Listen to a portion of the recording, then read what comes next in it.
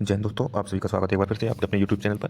दोस्तों, ये हिंदी की क्लास आपको हाल ही में 5 अप्रैल को होने वाले एसआई पेपर हो, या फिर आने वाली सीटेट हो, या फिर हमारे राजस्थान की एलडीसी वैकेंसी हो जिसका जून में एग्जाम है, या फिर आरएस भर्ती हो, या आरपीएससी फर्स्ट सेकंड में जो भी हमारे क्वेश्चन आते हैं, थर्ड ग्रेड रीट में आते हैं, तो उन सभी के लिए महत्वपूर्ण है दोस्तों। तो दोस्तों, आज ये हमारी तीसरी क्लास है हिंदी की। इसमें हम आपको लेकर के आए हैं, कल हमने कराया था क्या, हिंदी की उत्पत्ति, हिंदी शब्द की उत्पत्ति, और जो जो हुए थे हमने हिंदी के, और जो वर्ण होते हैं उनके बारे में बताया था, स्वर व्यंजन कैसे उत्पत्ति हुई, कितने होते हैं, क्या होते हैं, उनके बारे में। अब ये क्लास है, इसमें हम बताएंगे आज संधि, संधि के प्रकार और स्वर संधि के कितने भेद हैं, और स्वर संधि के जो भेद हैं उनके उदाहरण करवाएंगे, जो कि आपको एकदम मजेदार लगेंगे। और ऐसे ऐसे उदाहरण हैं जो कि आपने आज तक कहीं देखे नहीं होंगे, और उनके पेपर में आने की संभावना 99% है। और कुछ शुद्ध शुद्ध वाले भी हम आपको करवाएंगे। तो चलिए शुरुआत करते हैं। सबसे पहला क्वेश्चन है, संधि का शाब्दिक अर्थ क्या होता है। दोस्तों, पहला क्वेश्चन है, संधि का शाब्दिक अर्थ क्या होता है। मेल या योग, दूसरा ऑप्शन है अलगाव, तीसरा है शब्द, और चौथा है वाक्य। तो क्या होता है दोस्तों, संधि का शाब्दिक अर्थ क्या होता है। तो दोस्तों, इसका सीधा सीधा आंसर है मेल या योग को दो शब्दों का जब एक या एक से अधिक शब्दों का मेल या योग होता है तो वहाँ पर क्या होती है, संधि। तो आंसर अपन का ये हो जाएगा, मेल या योग को ही संधि कहते हैं। क्वेश्चन नंबर 2 है दोस्तों, संधि में मेल या योग किन के बीच में होता है। संधि में मेल या योग किन के बीच में होता है।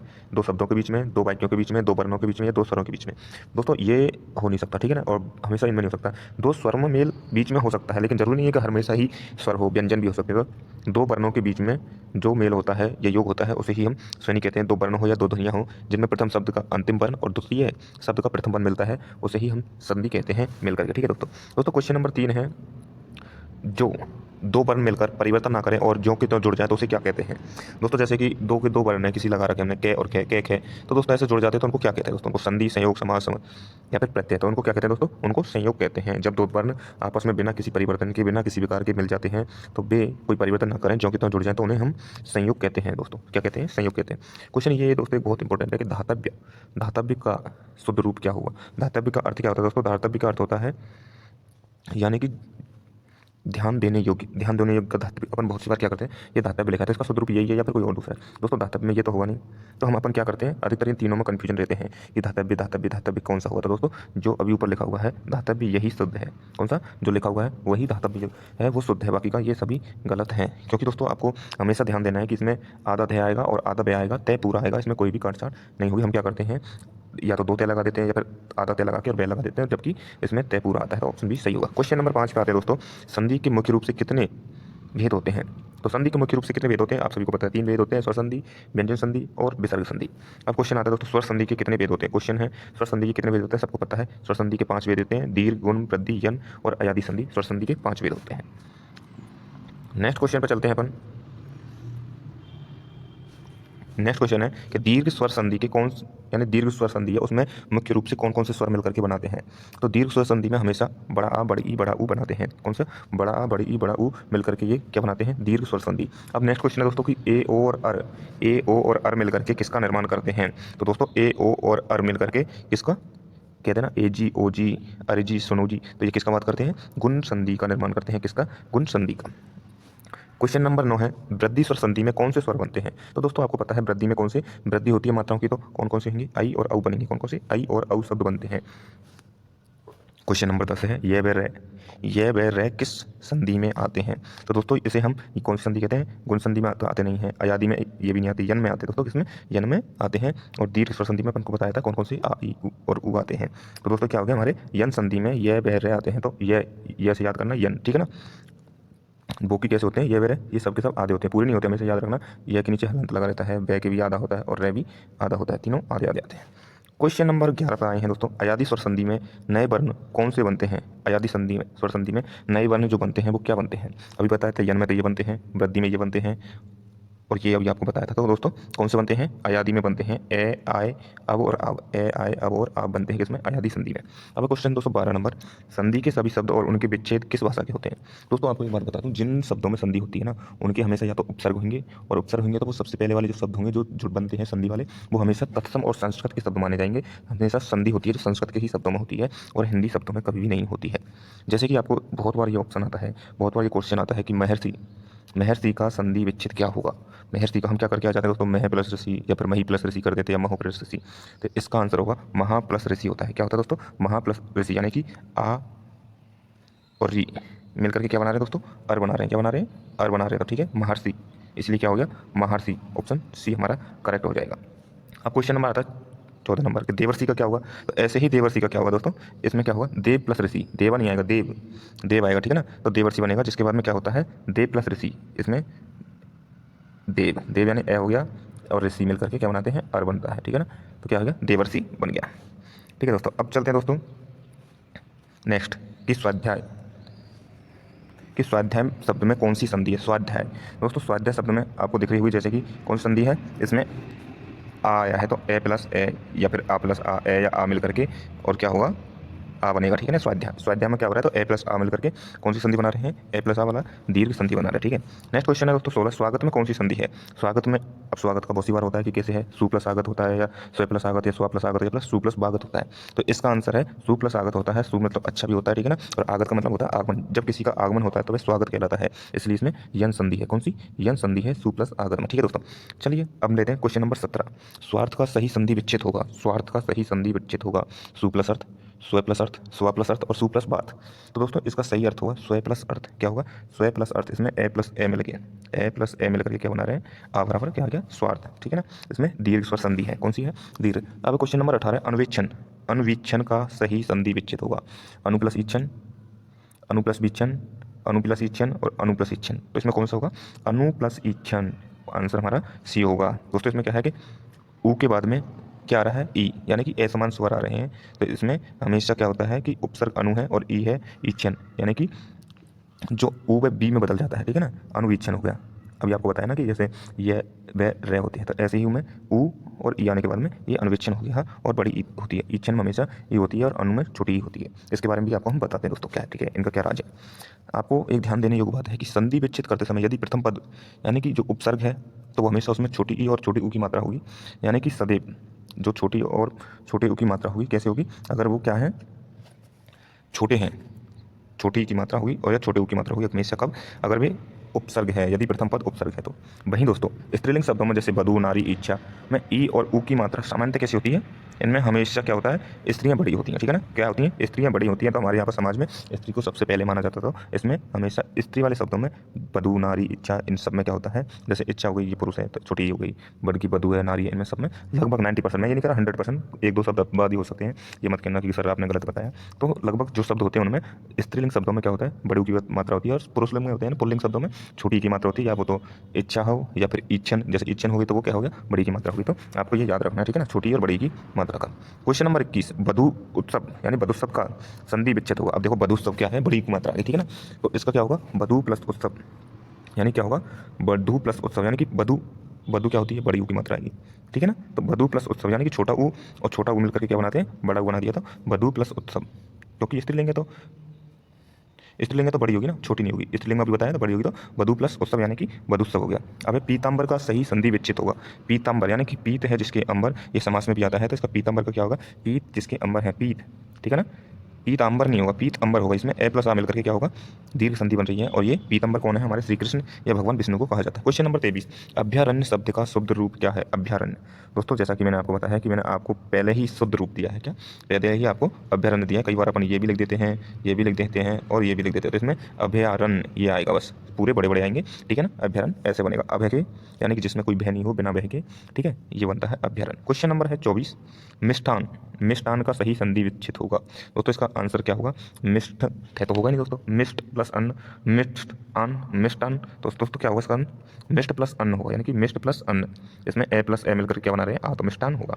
मिष्ठान नहीं होता, अपन मिष्ठान और नाम लिखते हैं ना, मिष्ठान ठा लगा देते हैं, मिष्ठान हो गया मिष्ठान, जबकि वो होता है मिष्ठान, हमेशा शुद्ध शब्द मिष्ठान होता है, ठीक है ना, याद रखना ये शब्द संधि में, ठीक है। अब चलो क्वेश्चन, नेक्स्ट क्वेश्चन है, पूर्वाहन का सही संधि विच्छेद होगा। पूर्वाहन का सही संधि विच्छेद, तो पूर्वाहन का होगा पूर्व प्लस अहन, पूर्व प्लस अहन, जैसे कि क्या होता है, पूर्व प्लस अहन, ऑप्शन नंबर हमारा होगा सी, पूर्व प्लस अहन, ये सही हो जाएगा, क्योंकि इसमें क्या है, पूर्व ए आ रहा है और लास्ट में अहन है, लेकिन संधि का जो शब्द बनते हैं ना वो हलंत है होता है ना, तो इसमें क्या होता है, पूर्वाहन होगा, ठीक है, हमेशा नए लगा हुआ था, ये पूरा माना जाता है और है आधा माना जाएगा, ठीक है ना, पूर्वाहन ये होगा। क्वेश्चन नंबर 26 है, नयन शब्द में सही संधि विच्छेद क्या है। तो दोस्तों हमेशा क्या है, नय प्लस अयन, इसमें कौन सी है, अयादी संधि है, कौन सी है, अयादी संधि, तो ने प्लस अयन होगा, क्या होगा, ने प्लस अयन होगा और अयादी संधि होगी। नेक्स्ट क्वेश्चन पे चलते हैं क्वेश्चन नंबर 27 पे। पावक शब्द का सही संधि विच्छेद क्या है? पावक शब्द का सही संधि विच्छेद क्या है? तो आप सभी को पता है पावक का क्या होता है, पऊ प्लस अक। पऊ प्लस अक पावक है, इसमें क्या बना है, आव, ठीक है ना। और आपको बताया था कौन सी संधि है, अयादी संधि है इसमें पावक में। अब आता है भावुक, इसमें भी क्या बना है, भावुक आव। इसमें भी क्या बना है, आव। तो आव बना था किससे बनता है भावुक में, बहु प्लस अक, बहु प्लस उक बनेगा, ठीक है ना। बहु प्लस उक बनेगा तो क्या हो गया, अयादी संधि हो गई। नेक्स्ट क्वेश्चन है दोस्तों, नाविक। नाविक शब्द का सही संधि विच्छेद क्या होगा? इसमें क्या है, नाविक, ठीक है ना। तो नाविक सही संधि में क्या होगा, नौ प्लस एक, नौ प्लस एक, तो इसमें क्या हो गया, आव आया है इसमें भी, नाव, ठीक है ना, आव आया, तो ये भी अयादी संधि का उदाहरण है। अब यद्यपि का सही संधि विच्छेद होगा, यद्यपि का सही संधि विच्छेद क्या होगा? तो यदि प्लस अपि, यदि प्लस अपि ये तो होगा नहीं, यदि भी नहीं होगा और यद्य भी नहीं होगा, तो दोस्तों यदि प्लस अपि शब्द होगा, क्या बनेगा, यदि प्लस अपि। ये कौन सा है, यन संधि का, यन स्वर संधि का अपन का विहित है या शब्द है, जो उसका है, ठीक है ना। क्वेश्चन नंबर 3 है, यदि अपन को बताया यदि प्लस अपि। क्वेश्चन नंबर 31, नदोत्पन्न, यानी कि नदोत्पन्न होता है, इस शब्द का सही संधि विच्छेद क्या होगा? तो इसका होगा नदी प्लस उत्पन्न, यानी कि ई ये में बदल जाता है, यानी कि आधा दे और ये मिलकर के ये बना देते हैं, कौन सा, ये मिला, तो क्या हुआ, नदी प्लस उत्पन्न, नदुत्पन्न हुआ। आंसर कौन सा सही होगा अपन का, ए आंसर सही हो जाएगा। क्यों, ये तो होगा नहीं, ई की मात्रा भी नहीं होगी, बड़ी की मात्रा लगती है हमेशा, मैंने आपको बताया ज़्यादातर, ठीक है, महिला बड़ी होती हैं। यह है बदिच्छा। अब बदिच्छा, तो इसमें मैंने आपको पहले ही बताया कि बधु कैसी आएगी, बड़ुई, क्या आती है हमेशा, बधु प्लस इच्छा, क्या होगा, वधुच्छा। ये किसका सवाल है, यन संधि का, ठीक है ना। अब संख्यागमन, संख्यागमन में अपन का क्या होता है, अपन इसकी संधि विच्छेद करेंगे, सखी प्लस आगमन, संख्या प्लस गमन, सखी प्लस आगमन और संख्या प्लस आगमन। तो दोस्तों इसमें क्या होता है, सखी यानी सहेली होती है, और आगमन, सखी में तो हमेशा कैसी आएगी, बड़ी आएगी। मैंने बताया महिला बड़ी होती है, तो सखी प्लस आगमन, तो क्या हो गया, सखी प्लस आगमन यन संधि का उदाहरण है, ठीक है ना। इसमें कौन सा, यन संधि का। अब क्वेश्चन है, नेक्स्ट क्वेश्चन है अपना, सखी प्लस आगमन के बाद में विधायक का सही संधि विच्छेद होगा। मैंने आपको बताया विधायक का सही संधि विच्छेद होगा, इसमें क्या है, आय आया है, क्या है अपन को देखना होगा, क्या है, आय, आयादी संधि का है। तो अपन को आय कैसे बनता है, कौन कौन से शब्दों से बनता है, तो ए, ठीक है। इसमें अपन को क्या करना, विधेय प्लस अक, यानी कि विधेयक होगा, ठीक है ना। आय बन गया, विधेय प्लस अक, विधेय प्लस अक हो गया, ठीक है ना। एक बनता है ए बनता तो उसमें एक मात्रा आती, और ये आय बना है तो दो मात्राएं आएंगी, हमेशा ये याद रखना, ठीक है। बहुत बार सवाल आया विधायक वाला। अब भविष्य का सही संधि विच्छेद होगा, तो भविष्य का, भविष्य अब आ रहा है, इसमें क्या आ रहा है, अब आ रहा है, तो क्या होगा, भव प्लस एस होगा, ठीक है ना, भव प्लस एस होगा, ये भी अयादी संधि का उदाहरण है। अब क्वेश्चन ये आपको बता दिया मैंने, ठीक है ना।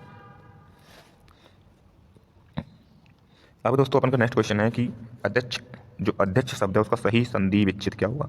तो आपको पता है अधि प्लस अच, क्या होगा, अधि प्लस अच, यानी कि अध्यक्ष ई और ये में बदलता है, ठीक है ना। छोटी ई आएगी और अच्छा आएगा तो क्या बन जाएगा, ये, तो आंसर हमारा बी हो जाएगा, ठीक है ना। ये आएगा नहीं, आदि भी नहीं आएगा, अदि भी नहीं आएगा और ये भी नहीं आएगा, तो अध्यक्ष यन संधि हो जाएगी। कौन सी संधि, यन संधि हो जाएगी हमारी इसमें, यन संधि। अब है अन्वेक्षण, अनुवेक्षण आया था, आपकी बार आता है अन्वेक्षण, ठीक है ना। अन्वेक्षण में हमारा आंसर होगा अनु, अनु, अनु और वेसन या एसन। तो क्या होगा दोस्तों, अनु प्लस एसन होगा इसमें, अनु प्लस एसन, यानी कि होता है अन्वेषण का मतलब होता है खोज करना होता है, ठीक है ना। क्या करना होता है, खोज करना, और इसमें भी यन संधि है, यन स्वर संधि है, ठीक है ना। अब अतिशयोक्ति का शुद्ध रूप और संधि क्या होगी? अब अतिशयोक्ति अपन कैसे लिखते हैं हमेशा, अतिशयोक्ति, अतियुक्ति है, ठीक है ना, अतिशयोक्ति नहीं, अतियुक्ति। अपन क्या करते हैं, छोटी यू की मात्रा लगा देते हैं अतियुक्ति में, लेकिन क्या होता है, शुद्ध रूप क्या होता है वो आपको हम बता रहे हैं, ठीक है ना। अतियुक्ति होता है, यानी कि जो भी होता है अत्युक्ति ऐसे लिखा जाता है, जो ऊपर है ना इसका गलत है, तो इसका शुद्ध रूप ये बनेगा अत्युक्ति। आदत है, फिर यू की मात्रा, ये में यू की मात्रा, फिर आदक है और ई की मात्रा, अति प्लस उक्ति, ये शब्द बनता है हमेशा अति प्लस युक्ति। इसको हमेशा याद करके रखना, ठीक है ना। इसमें क्या होता है, छोटा ऊ मिलने से यू बनता है, ठीक है, ई में और ये बन जाता है, ठीक है ना, छोटा ऊ मिलने से यू बन जाता है, तो अति युक्ति हो जाएगा, जो कि पूर्णतः शुद्ध शब्द है, ठीक है ना। ऊपर जो दिया है ना जो शब्द अतियुक्ति वो गलत है, अति प्लस उक्ति, अत्युक्ति ये बिल्कुल शुद्ध शब्द है, ठीक है। क्वेश्चन नंबर 40, उपरोक्त का शुद्ध रूप क्या होगा, उपरोक्त का। तो आपको बता दें उपरियुक्त, यानी कि उपरियुक्त, यानी कि हमेशा ये अपन लिखते हैं अपन की उपरोक्त, ये नहीं होता, उपरियुक्त होता है, क्या होता है, उपरियुक्त। इसमें ऑप्शन नंबर बी होगा हमेशा, इसका होता है संधि विच्छेद ऊपरी, ऊपरी प्लस उक्त, क्या बनता है, ऊपरी प्लस युक्त बनकर के उपरयुक्त बनता है, जो कि किसका, यन संधि का उदाहरण है, किसका, यन संधि का, छोटी ई और छोटा ऊ मिलकर के बनाते हैं, ठीक है ना। तो किसका है, यन संधि का उदाहरण है। अब है स्वल्प, यानी कि स्वल्प शब्द का संधि विच्छेद क्या होगा? तो वो सबको पता है, सु प्लस अल्प क्या हो जाएगा, स्वल्प। जैसे स्वागत का होता है ऐसे ही स्वल्प का। अब है न्याय, न्याय शब्द का सही संधि विच्छेद होगा। तो अपन बहुत सी बार आता है न्याय शब्द, न्याय शब्द, न्याय शब्द। तो न्याय शब्द का क्या होता है, नी plus I, knee plus I, तो इसमें क्या होता है, ई मिल रही है प्लस आय, ठीक है, आ मिल रहा है, तो क्या बन गया दोस्तों, यहाँ पर बना आय, ठीक है ना, इसमें भी कौन सी संधि है, अपन की यन संधि है दोस्तों। चलो दोस्तों, अब क्वेश्चन नंबर 43, प्रत्याशा प्रत्याशा का सही संधि विच्छेद होगा। तो दोस्तों आप इसका मेरे को बताइएगा या फिर मैं आपको लास्ट में बताऊंगा प्रत्याशा का क्या संधि विच्छेद होगा, आप कमेंट में लिख दीजिए, ठीक है, आपको मैं दे दूंगा इसका जवाब। अब जलोषधि, जलोषधि में जिसका सही संधि विच्छेद क्या होगा, जलोषधि।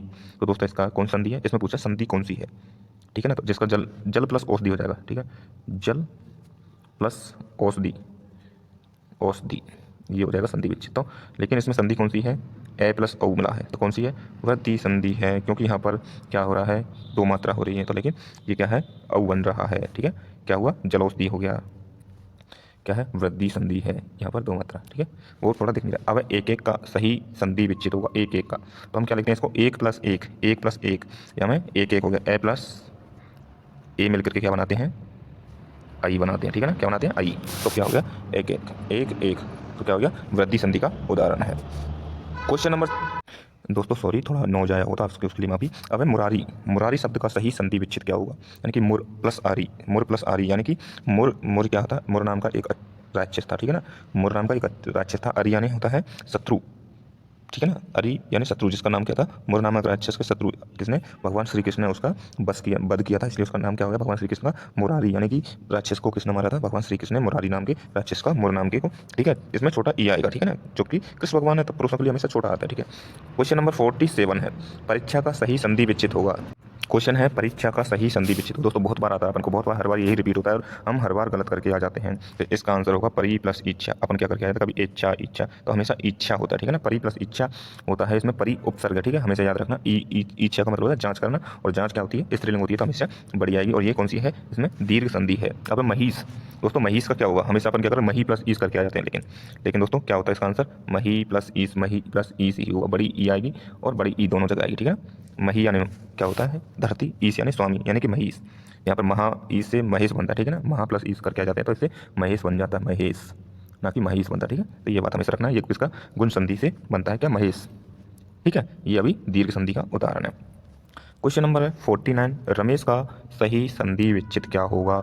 अपन क्या करके आ जाते हैं दोस्तों, रमेश का हमेशा रमा प्लस ईस कभी कर देते हैं, रमे प्लस से कर देते हैं, तो क्या होता है, इसका आंसर होता है रमा, रामायण होती है लक्ष्मी, ईश यानी भगवान हो जाते हैं, ठीक है, ईश्वर हो जाता है या फिर उसका पति हो जाता है, तो क्या हो गया, इसका समय बनेगा रामेश, रमेश बनेगा, ठीक है ना, रमा प्लस ईस ये बनेगा। और रमा प्लस एस का क्या बनेगा, रमा प्लस ईस का क्या बनेगा दोस्तों, इसका बनेगा रामेश, रामेश बनेगा, और इसका रमेश बनेगा, ठीक है ना, वो भी अलग गलत बनेगा, ठीक है। अब गवनेशा, लास्ट शब्द दोस्तों गवेषणा, गवेषणा का सही संधि विच्छेद क्या होगा।